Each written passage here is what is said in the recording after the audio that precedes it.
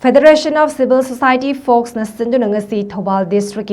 Khongjom Kheba Chingi Akoibada Thabagi Thouram ama Pangthokkhre Thabagi Thouram aduda THOUBAL District Deputy Commissioner Hana Kamai amasung Divisional Forest Officer THOUBAL Dr. L.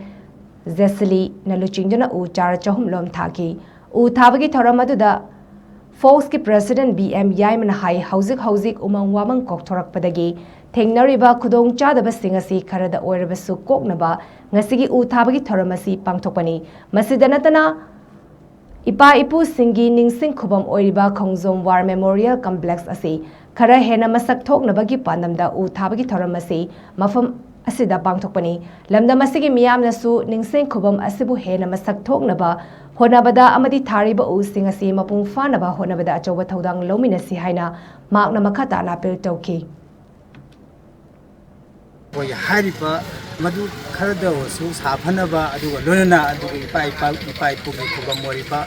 asigumaba Khongjom War Memorial Complex asi seba sagatpagi akhoi pandam su ama adomda kosinjaraga akoina ngasigi tree plantation program ase pangthokchabani hariba akoina Thabagi program ase akoina tharamaga sakraga akoi leiriba uje haunaba honaba siti locality na ayamba su honabigedoribani aduga leiriba azaida akoibada leibiriba akoigi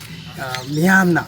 akoigi nusijaraba prajasingna usigumba upambi ase sanabiduna hauhanba gi thodang du makoine lobiyu aduga hariba mafam ase sengba sagatpagi thodang asisu leiriba iramda masigi miyam asina akoigi paipu kubam ase sengpada koi punna thodang lominasi haiba wafam se thamjawalona Focs na akwai mamangda su adugumba mafam ase motjan khajinba amotpa mafam oirambadagi akoina Focs na koida complaint locality ki complaint lakpadi akoina sangsinjaraga masigi sengba sagatpagi thodang ama lawjaraga 2024 da koi tha ama subna social service pangthokchaigibani